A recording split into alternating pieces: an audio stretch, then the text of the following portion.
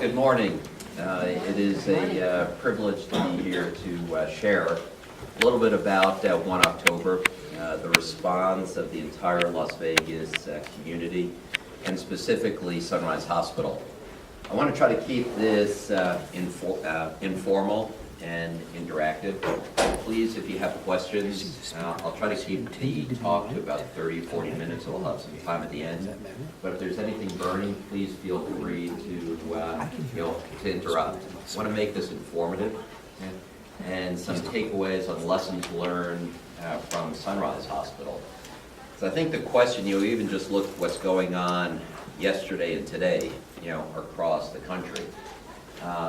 What we're going to be talking about is not going to be if this is ever going to happen again, but when, and where. When we look at the state of Arizona, even large cities, rural cities, this could happen. This could happen anywhere. And I think as healthcare leaders, our responsibility is how do we prepare our organizations. I don't think we can ever prepare for something as we're going to go through. But our commitment to emergency preparedness, to all the details, when we drill, taking all of that seriously, really made a difference in the response of Sunrise Hospital and how we responded on this very tragic day. We got shots fired. Sounded like an automatic fire. I see the shots coming from England. We had an active shooter. There's many people down. We have multiple casualties. GSW in the medical center. Multiple casualties.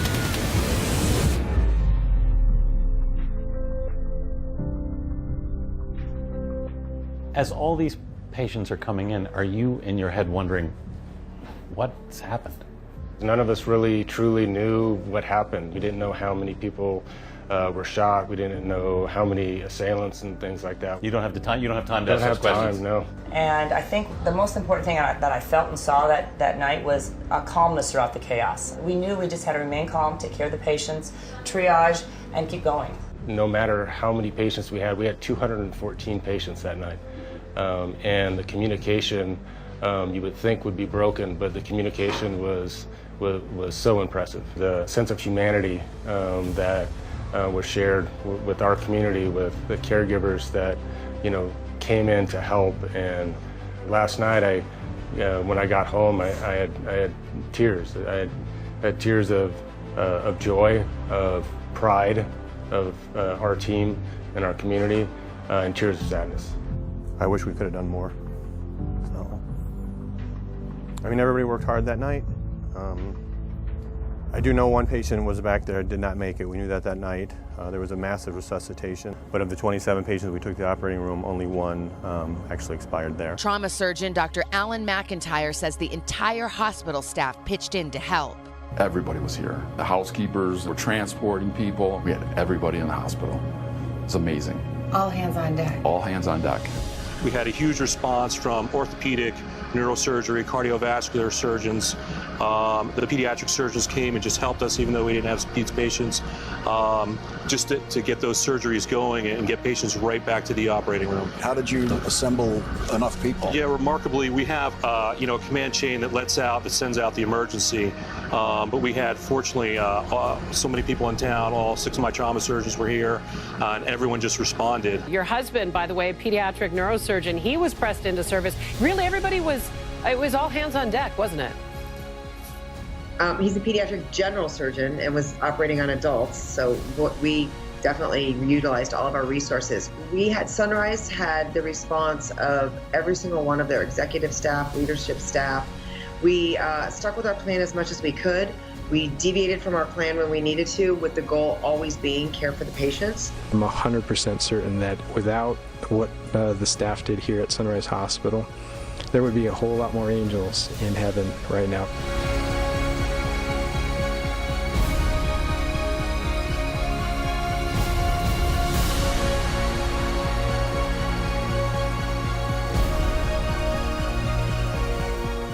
We are all here talking about these numbers that we know could have been much, much worse if you hadn't all sprung into action. Lives were saved where you were working.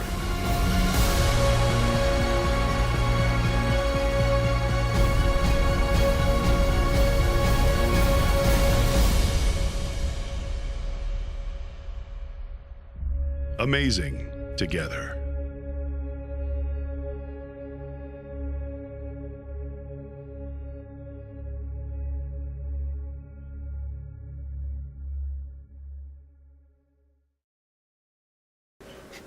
Amazing together.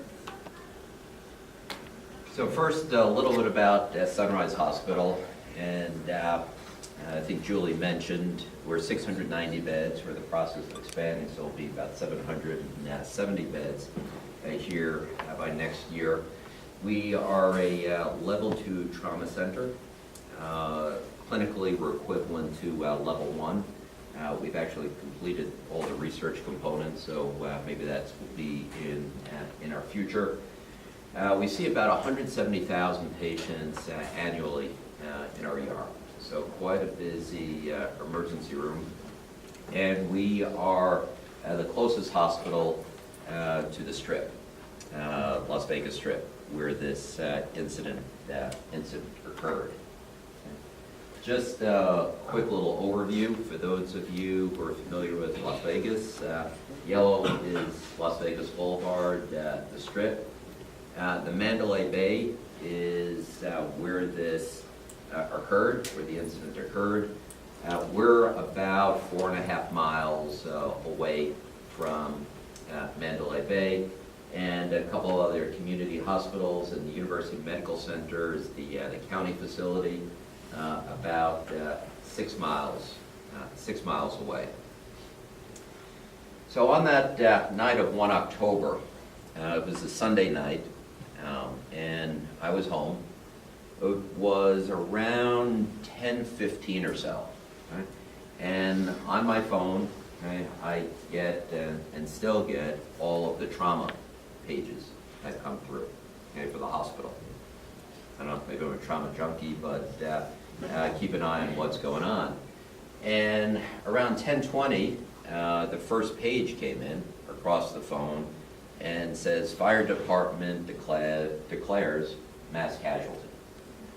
And initially, I thought, see this a few times a year, maybe there was a major car accident on the highway, bus accident, not to minimize that.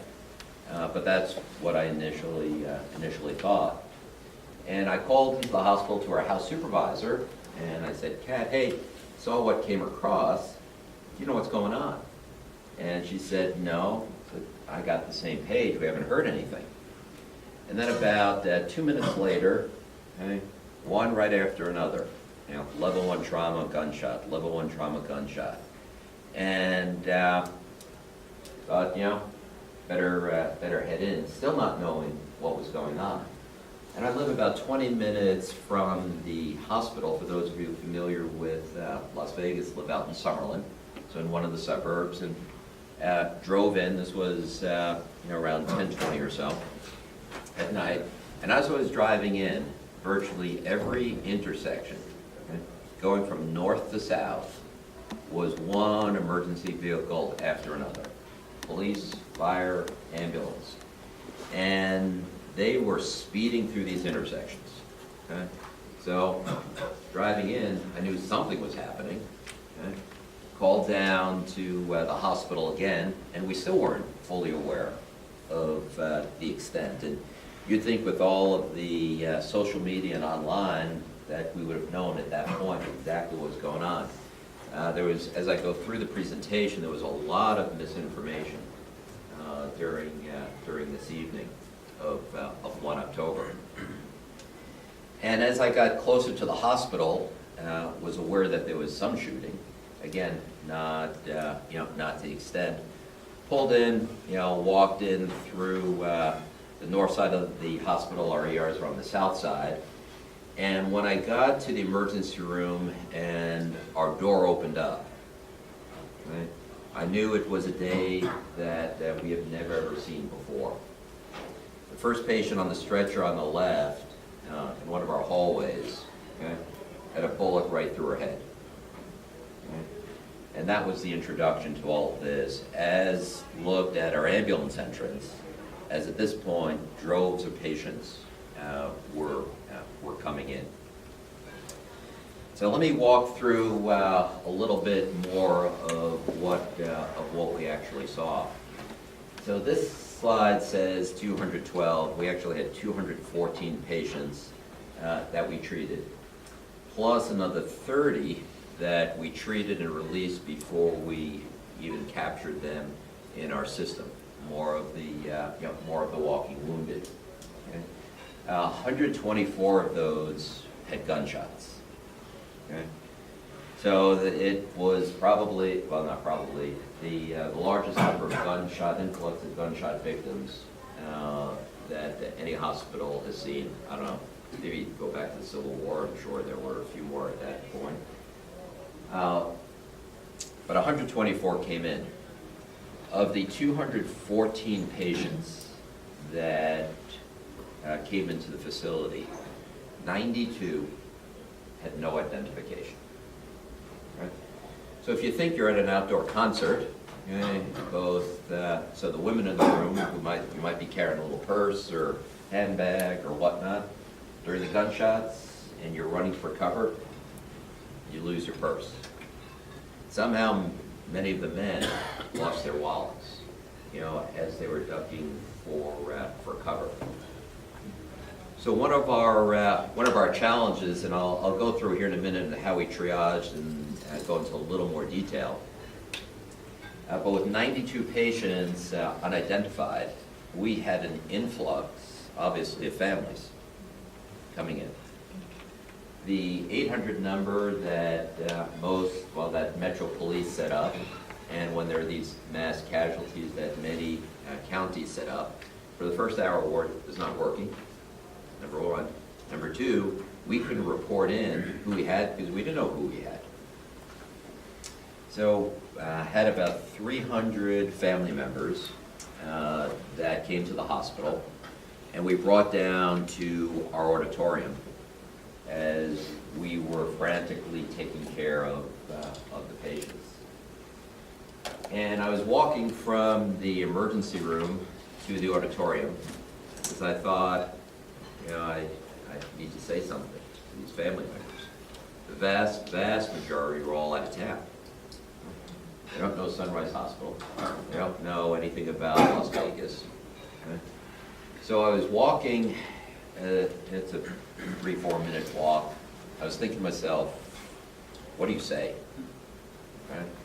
Spending time in the ER, and we actually set up our command center in the ER, and I'll talk about that because that's sort of counter to emergency preparedness practice. But as I was walking down, what do you say? To a room full of folks, and I walked in and it was quieter than this room. Right? And went through,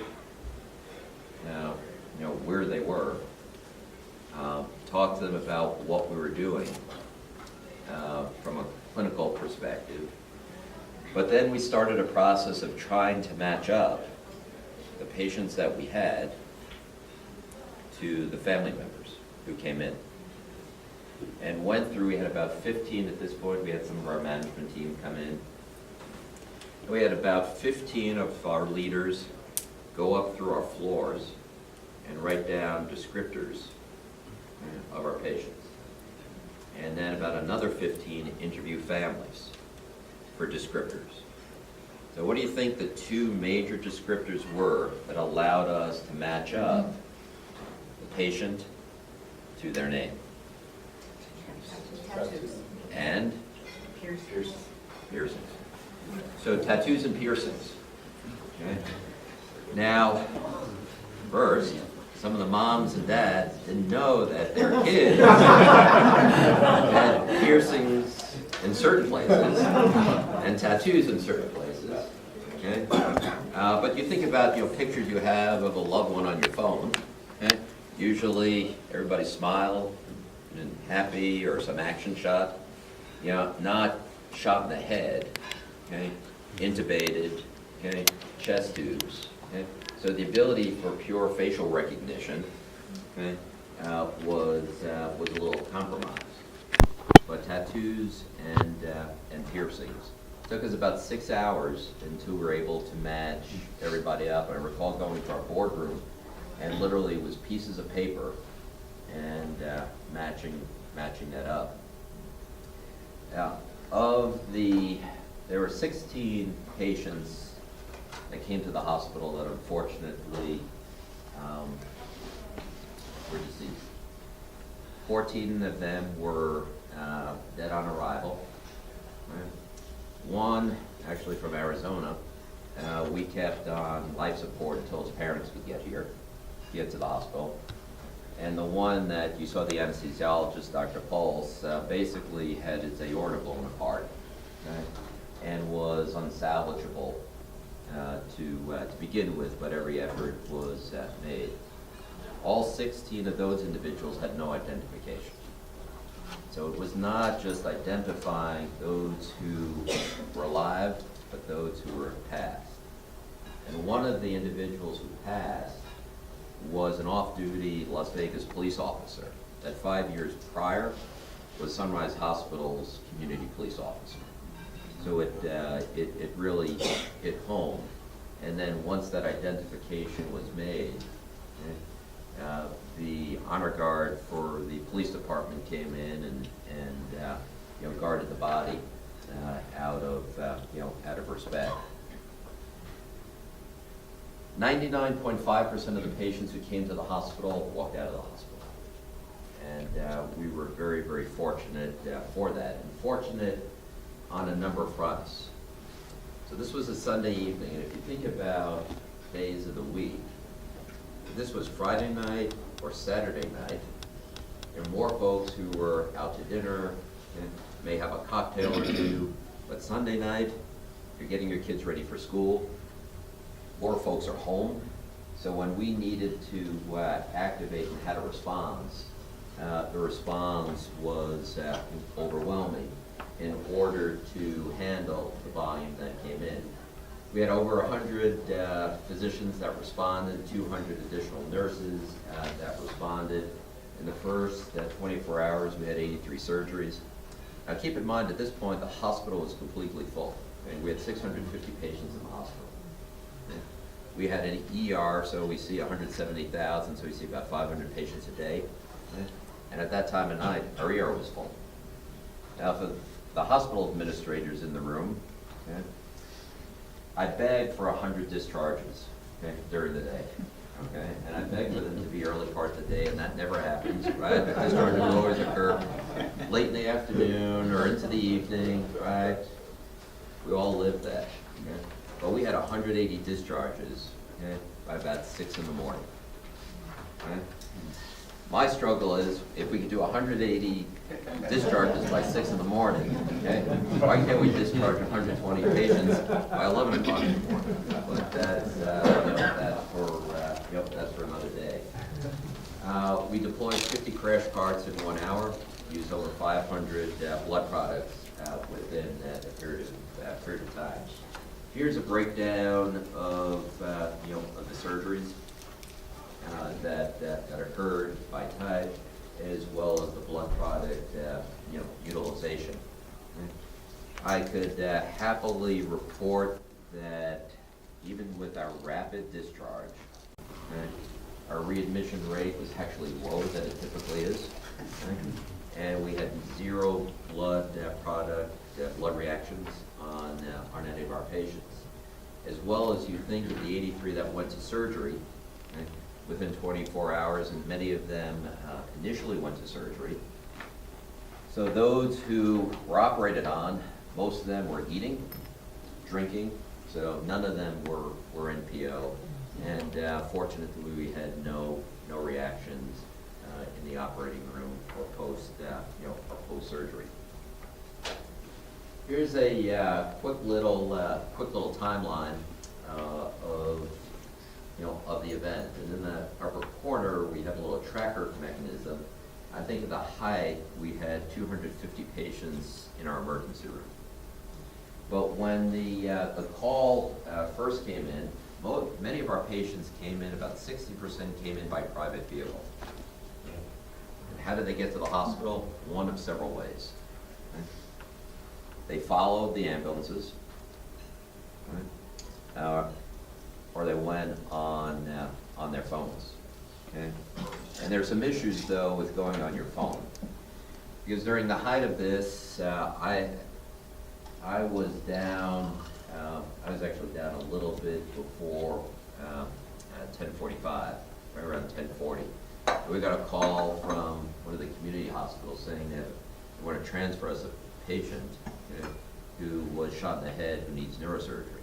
And the hospital didn't have neurosurgery on call.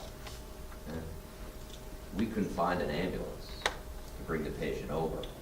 So while you go on the phone and you look up the nearest hospital, right, as you know, all hospitals are not created equal. And it became difficult because we had patients who really needed critical services going to facilities that could not provide the care. So we're having a lot of discussion from a county perspective on how best to handle this. And we've been talking with Health and Human Services as well.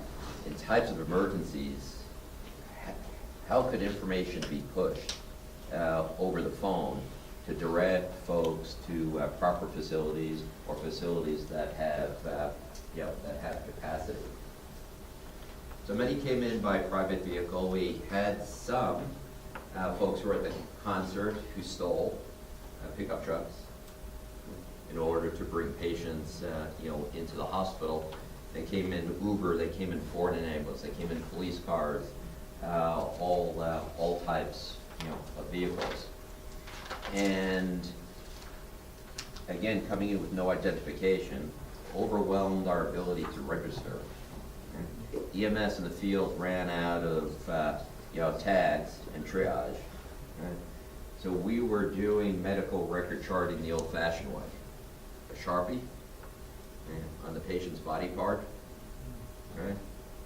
Or writing it on the sheet of the bed, until we were able to, we went through our downtime procedures and got paper and so on and so forth.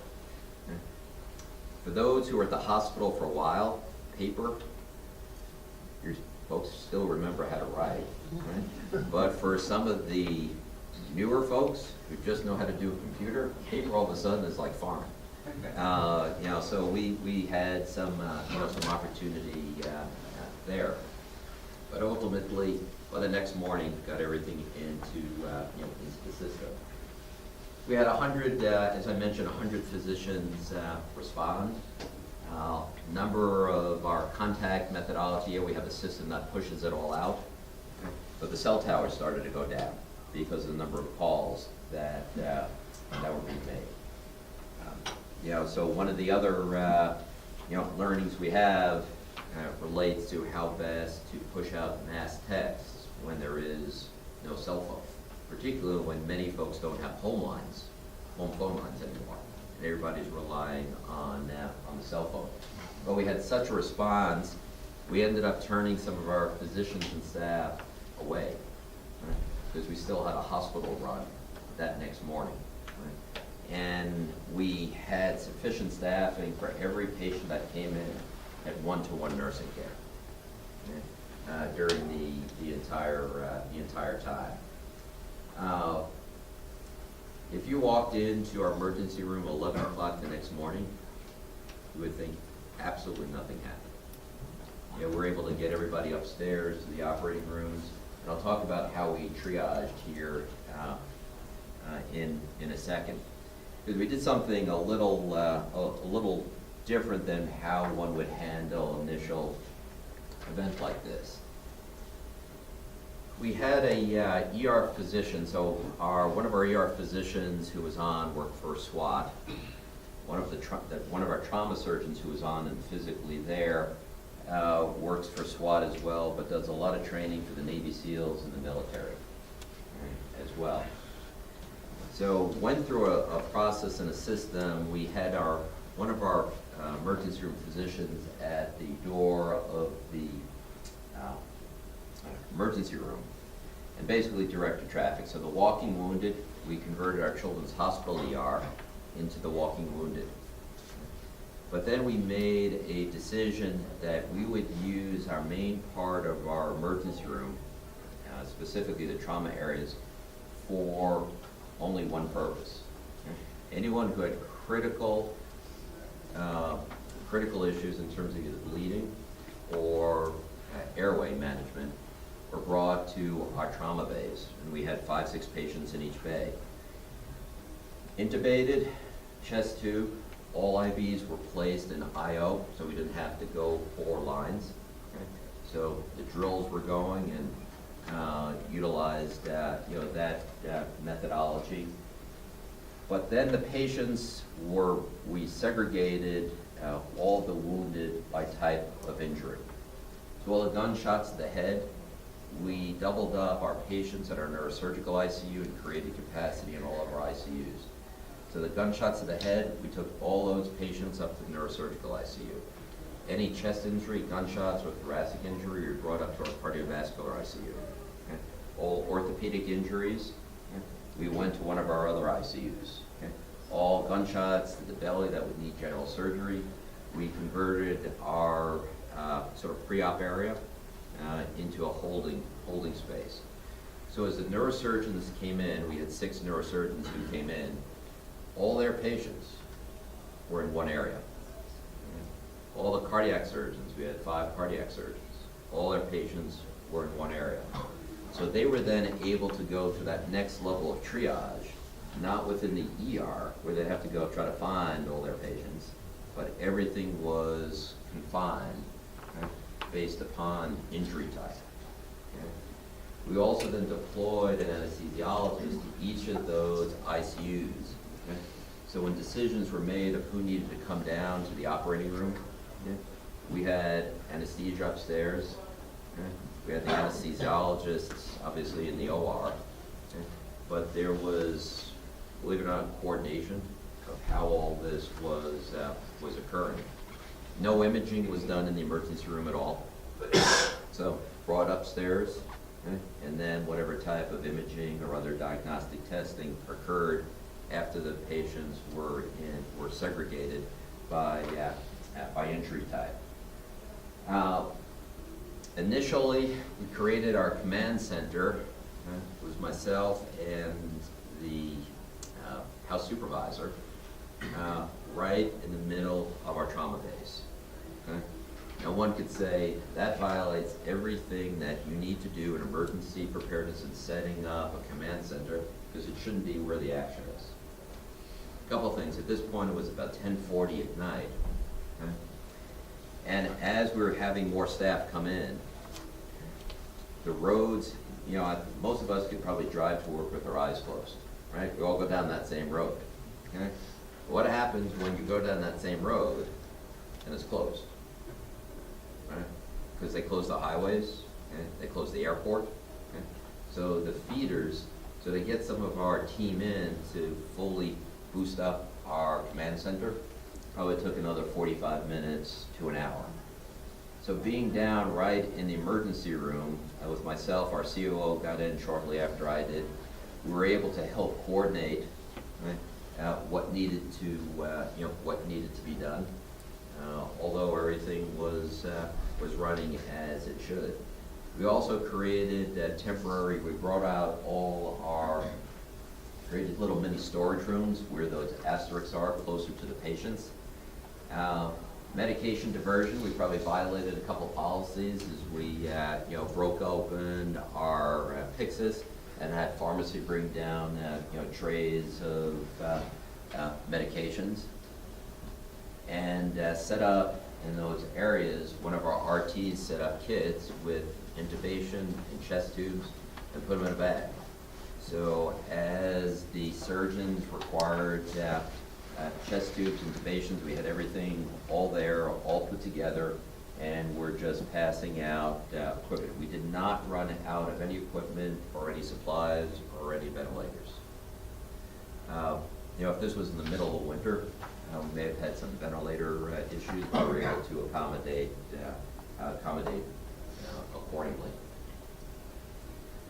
So Blood Bank did a remarkable job. If you think about 500 plus units of blood products, we were able to immediately get blood from other hospitals in Las Vegas and beyond.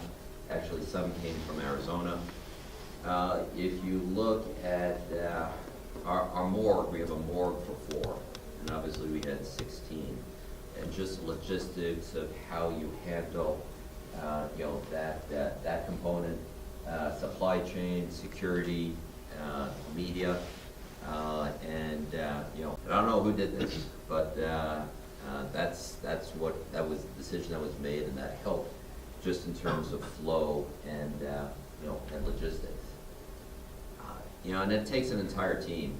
You see EVS Environmental Services up there. Typically, our floors are about the color of the wall. In our emergency room, to say it was a pool of red would be an understatement.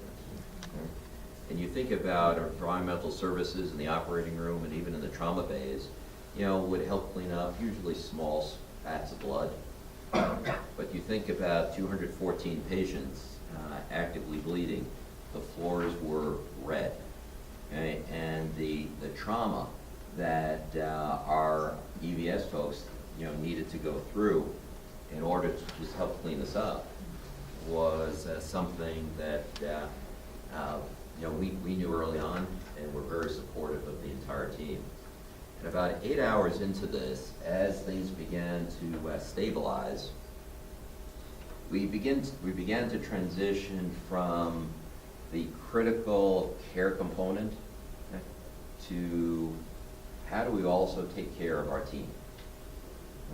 Because no one, unless you were in the middle of a combat zone, have experienced like this. And some described it, when I first got there and was calling a couple of physicians, I described it as a war zone. I actually called a couple of our head of anesthesia, so she could mobilize the anesthesia team. And I'm also friends with her, and said a couple of little nasty bad words, get the bleep down here, right? This is like a war zone right now. But in war zone and situations like this, the emotional and emotional support for the teams becomes critical. Now, within 24 hours, with the assistance of the VA, we had 2 mobile crisis vans, 40-foot crisis vans with psychiatrists, psychologists, grief counselors down at the hospital.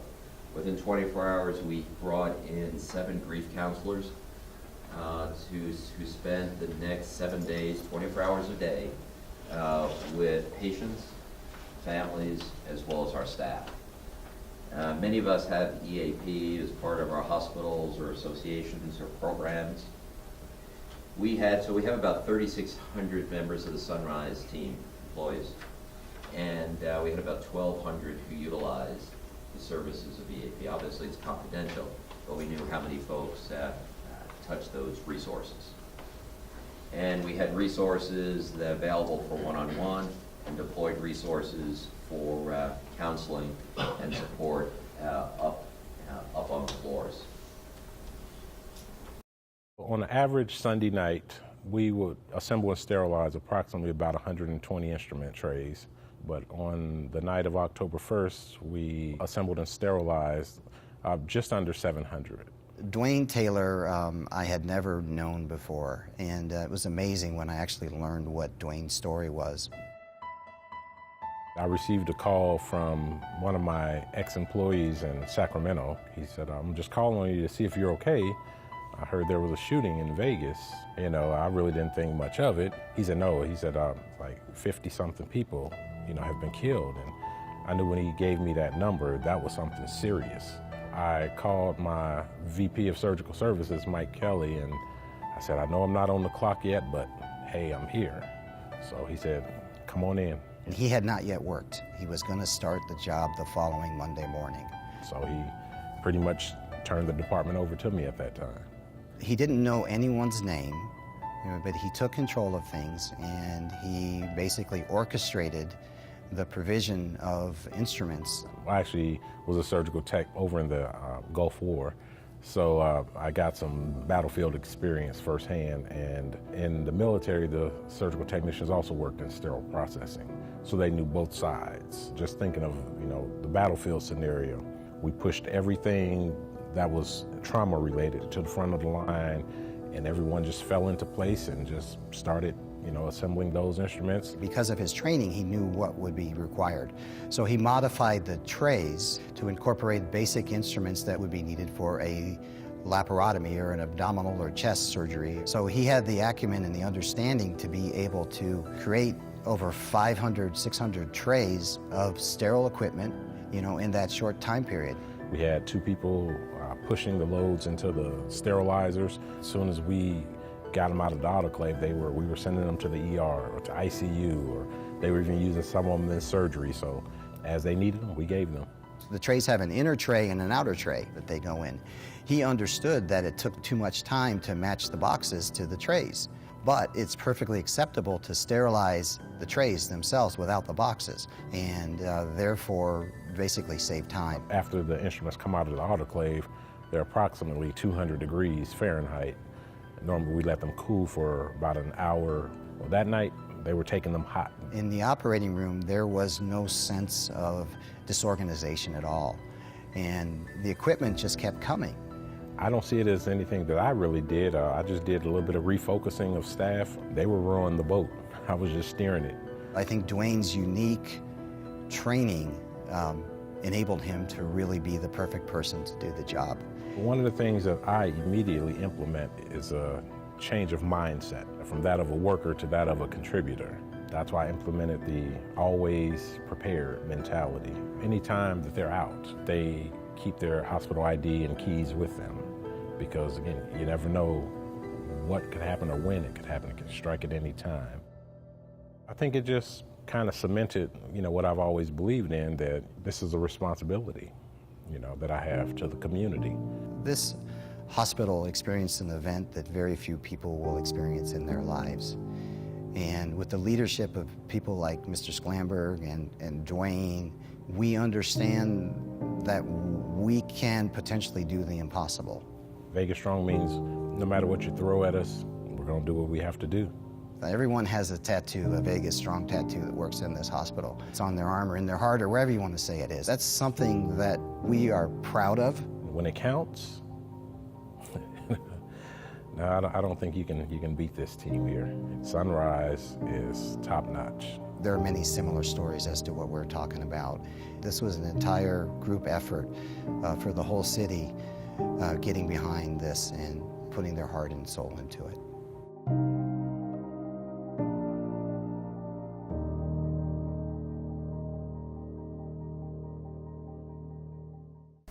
And it's the preparations, it's the drills, that obviously we could not prepare for 214. But if you do what we need to do and you do it well, and you're trained to do it well, the ability to scale up allows any of us to be able to respond to an incident as such as this. So just real quick, a couple of lessons learned, what worked well. So on New Year's Eve, we see an influx of patients. Okay? We see over 700 patients coming through our emergency room, okay, on New Year's Eve and New Year's Day. Okay? Pardon? More than double. Yeah. And so we physically see and have the ability to handle an influx like that. Obviously with a little more preparation. So we have strong leadership. As we mentioned, we had all one-on-one nursing in the emergency room. All of our bed flow, okay, worked for that solely that one day, because 2 days later we're back to our same slowness in discharges. The residents played a critical role, particularly surgical residents. Brought some of the patients initially to the operating room, okay, just to stop the bleeding. And then we got them back up to those associated units to do that next level of triage and care. Lessons learned: communication. And some of it's within the county on how best to coordinate that care. I had one of the fire chiefs standing next to me, and we actually still had capacity to take more patients, because we had some strong throughput in the ER. And the communication was, he was standing right there. If we had to rely on the phone system or calling into the command center, that communication would not have occurred. We're looking throughout the county at additional documentation on for any type of mass casualty, as supplies were running a little low, and greater county level oversight on the entire medical response management piece. The outpouring of support from the entire community, the country music community, the most important caregivers, right here. So we had about 25 dogs and pet therapy teams in the hospital for a good couple of weeks. Okay? And just the side of a dog, we have canine in the hospital for a different reason, just from a security perspective. But the power of a dog going into a room, no matter the age of the patient, and typically we utilize pet therapy for the children's hospital. But whether you're 85, 45, 25, or 5, having a dog come in, no matter what your injury, calms and soothes the individuals.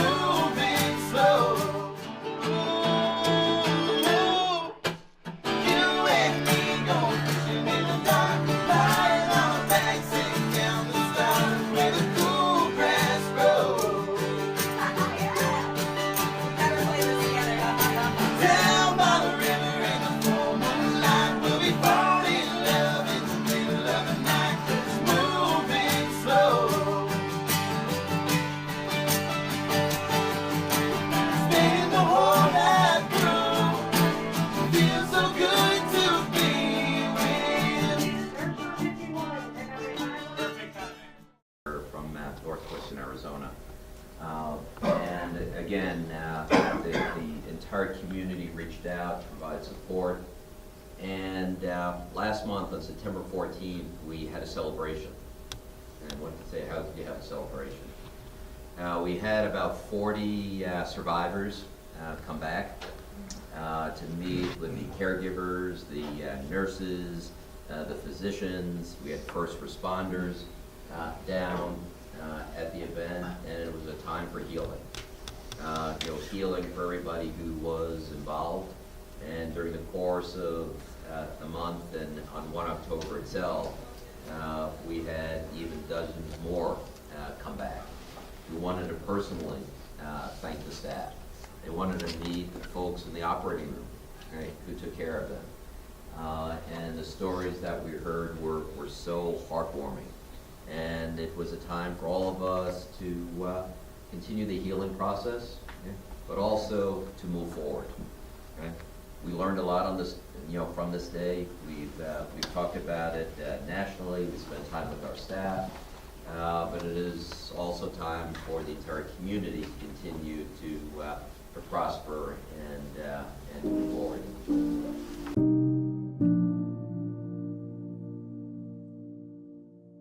It's Mad Dog backstage here at day 3 of Route 91 Harvest Festival. We're honky tonk time. It's Sunday fun day. Yes, it is. I love country music, so to me it was another event that I was just excited to go and be a part of. We're out in Vegas for our anniversary. It always falls near when the concert is, and this was our second year attending Route 91. It was just supposed to be a girls' weekend. I am a single mom, and I had a free weekend, and I thought it would be fun to do something with some friends.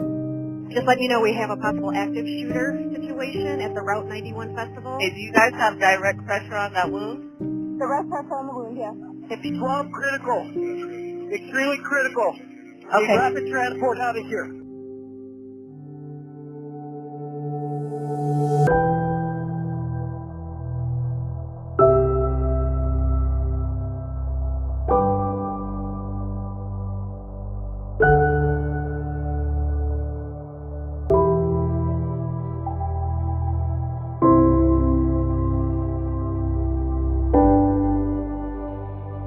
I got a text from one of my charge nurses. They said there was a ongoing mass shooting. It was a feeling of sheer panic and chaos, and I didn't know what I was going to walk into. There was blood all over the floors. There were a lot of ambulances and cars outside the emergency department. I walked in through the EMS entrance that all the ambulances go through, and I noticed that there was a blood trail, and I just followed that. When you walk in that ER, there's a red line, and it says trauma. There was a lot there. I can just say that there was so much blood on the ground that you couldn't see that red line anymore. My first, I guess, clear memory of the event was just the sheer number of wounded that we had that were in every space of the emergency room. And standing in the trauma bay talking with Dr. McIntyre as we were trying to organize our response, I knew it was something that we've never seen before.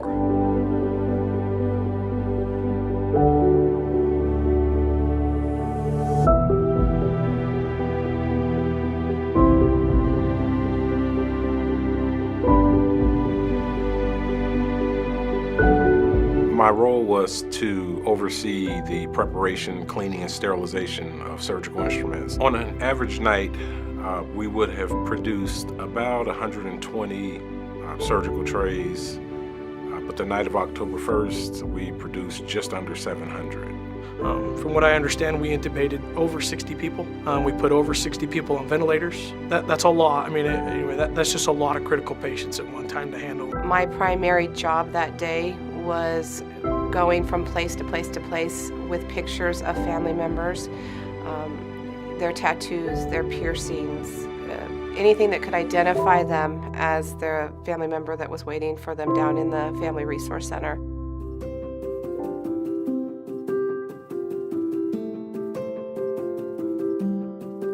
The survivor event is so very important. It's an opportunity for survivors, for our staff, for our physicians, and the community to come together. A time of healing, but also a time for us to move forward. Today is the first day that I've been back to Las Vegas since the shooting, and it's kind of surreal. It's kind of heavy on the heart. I'm incredibly grateful and thankful I'm able to see the staff. It's wonderful to see the outpour of love. And a tragedy such as this, it's so wonderful just to see the love.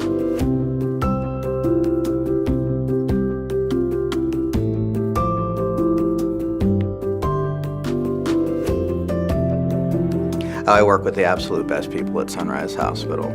It was just amazing to watch everybody just stay focused on doing what was right for the patients. The care and the love and the services that the hospital provided was amazing. It was amazing to see all these people come in. You realize like how big of a team you are, and not one person is the critical person that is in charge. Like, you realize everybody has a role and it needs to be done, or the patient's not going to be able to make it. You know, we're in healthcare because we're committed to caring. We're committed to taking care of people. And even though I'm not a direct caregiver, that's not my normal job, I am still part of the caring team of Sunrise Hospital Medical Center, and we're all committed to the same mission, which is making sure that we take care of every person who walks through our front doors. And that's why I'm committed to care.